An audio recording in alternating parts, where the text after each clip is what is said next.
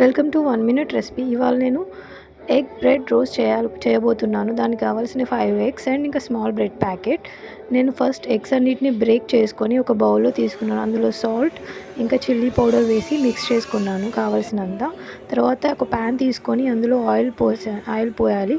ఆ తర్వాత egg మిక్చర్లో bread స్లైస్ను 2 times dip చేసుకొని పెట్టుకోవాలి.